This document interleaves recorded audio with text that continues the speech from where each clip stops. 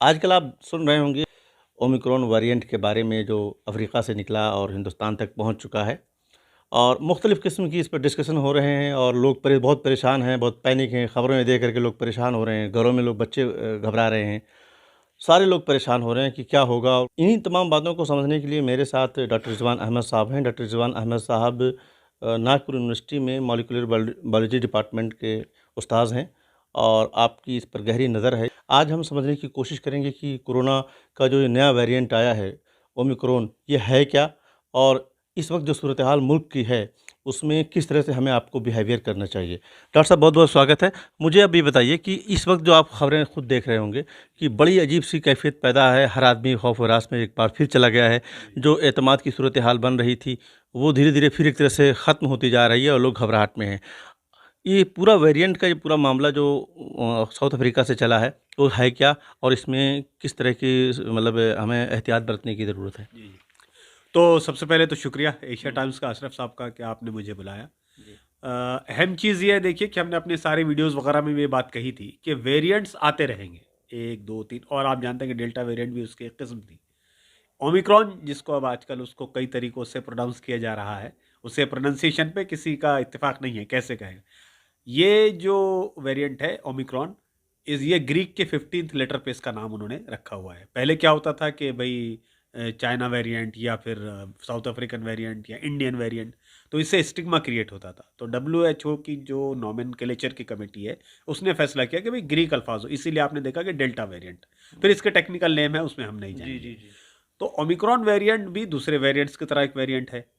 ये बहुत अभी मालूम पड़ा है, बहुत नज़दीक की बात है, सब तकरीबन 1.5 हफ्ता से कम ही इसको कह सकते हैं। जी जी। और हमको इसके बारे में एग्जैक्टली बहुत कुछ मालूम नहीं है कि भाई क्या क्या ये कैसे बिहेव करेगा, इसकी ट्रांसमिसिबिलिटी कैसी रहेगी, यानी एक से दूसरे लगने की क्षमता कैसी है इसकी। और जो कुछ न्यूज़ में आ रहा है वो सेंसेशन ज़्यादा है, साइंस कम है। और पब्लिक से आगे बढ़ करके गवर्नमेंट से भी ये रिक्वेस्ट रहेगी कि वो सेंसेशन से ज़्यादा साइंस को फॉलो करें। मसलन हमारे पास अब पहले कोरोना के सिलसिले में बात सही थी, कुछ पता नहीं था तो एकदम सब कुछ कर दिया हमने, तो हमारा वो रिएक्शन था, रिस्पॉन्स नहीं था। जी लेकिन ओमिक्रॉन के लिए हमें रिस्पॉन्स देना चाहिए, रिएक्शन नहीं। जी। तो ये वेरिएंट ऑफ कंसर्न, जैसा कि अब मार्केट में भी बात चल गई है कि ये वेरिएंट ऑफ कंसर्न तो हो लेकिन वेरिएंट ऑफ पैनिक ना हो। ये डिसइंफॉर्मेशन, माल इन्फॉर्मेशन और मिस इन्फॉर्मेशन का जो पूरा इकोसिस्टम है, इसको तोड़ने की जरूरत है। जो ओमिक्रॉन को लेकर के जो साइंटिफिक रिसर्च अब तक जी आई है, जो साइंस के हलकों से जो बातें कही जा रही हैं, वो कितना घातक होगा और क्या कुछ आप तक पहुंचा है अब तक? जी। आपने अब तक क्या पढ़ा उसके बारे बहुत में जो जाना? ये बहुत अच्छा सवाल है, क्योंकि ये मेरी बिल्कुल एंड फील्ड के मुताबिक है। कि सबसे पहली चीज़ तो ये है कि हम नहीं जानते कि इसकी ट्रांसमिसिबिलिटी ज़्यादा है या नहीं। क्या ये घातक है दूसरे वायरस से, हम नहीं जानते।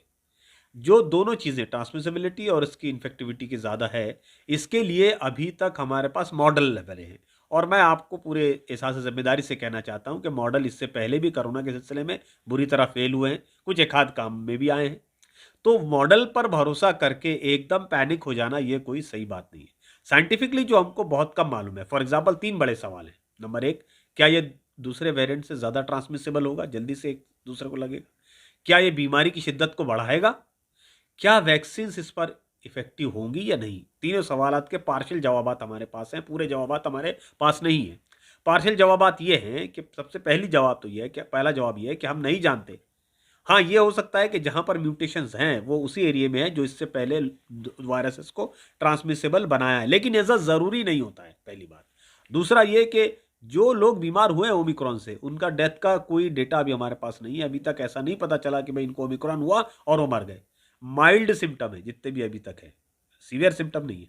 हॉस्पिटलाइज जरूर लोग हो जा रहे हैं, डर के मारे हो रहे हैं, सीवियरिटी के हिसाब से नहीं हो रहे हैं। ये बहुत अहम है, जो सबको, सारे नाजरीन मैं चाहता हूं कि इस पर तवज्जो दे कि माइल्ड सिम्टम प्रोड्यूस कर रहा है सो फार, अभी तक जो देखा गया है। अभी तक कोई सीवियरिटी की तरफ हमारे पास न्यूज़ नहीं है, साइंटिफिक रिपोर्ट नहीं है। तीसरी चीज़ ये है कि वैक्सीन की इफेक्टिवनेस के ताल्लुक से मॉडर्ना के सीईओ का भी अभी बयान आया, तो उससे एकदम हड़कंप मच गया, मार्केट भी गिर गया है, देखिए आप। तो हम समझते हैं कि ये गैर जिम्मेदाराना चीज़ है।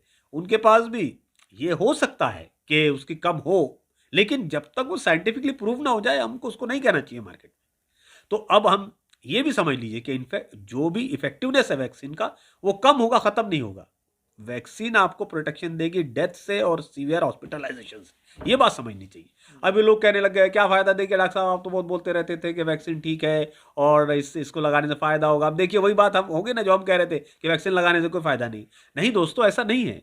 वैक्सीन से सीवियर हॉस्पिटलाइजेशन कट होगा, कम लोग हॉस्पिटलाइज होंगे, और दूसरा ये कि वो डेथ से प्रोटेक्शन देगी आपको, इन्वेसिव वेंटिलेशन से प्रोटेक्शन देगी।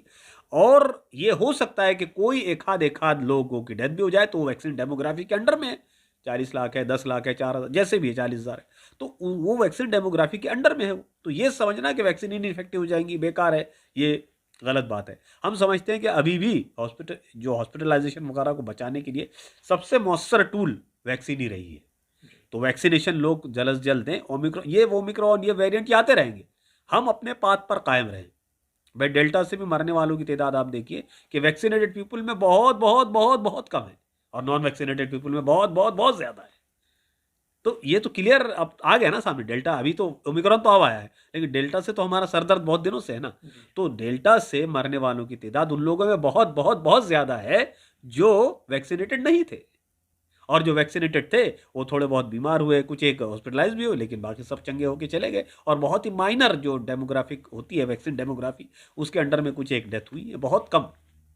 तो ये बात क्या दिखाती है कि ओमिक्रॉन के ताल्लुक से हमारी मालूमात इस वक्त मुकम्मल नहीं है। नंबर 1, हम नहीं जानते कि वो कितना ट्रांसमिसिबल है। मॉडलिंग की जितने लोग बात कर रहे हैं, आ रहा है मॉडलिंग का भी, आप लोगों ने पढ़ा होगा, देखा होगा, जो लोग मॉनिटर कर रहे हैं, लेकिन हमको उन मॉडल पे भरोसा नहीं है।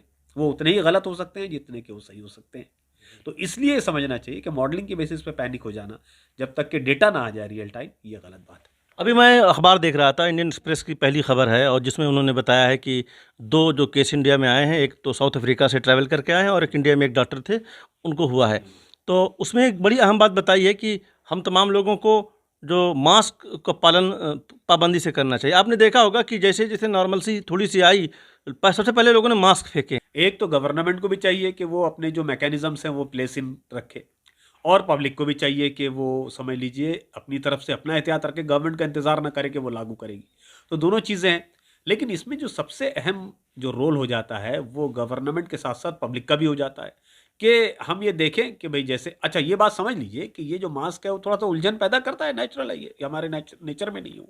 तो हम क्या करें कि जैसे अब हम 1 to 1 बात कर रहे हैं, थोड़े दूर हैं, तो हम मास्क हटा सकते हैं। लेकिन अब हम लोकल में जा रहे हैं, बाजार में जा रहे हैं, ट्रेन में जा रहे हैं, हवाई जहाज में सफ़र कर रहे हैं, किसी बारात में जा रहे हैं, किसी कलेक्टिव गैदरिंग में जा रहे हैं, तो सब लोग मास्क पहने।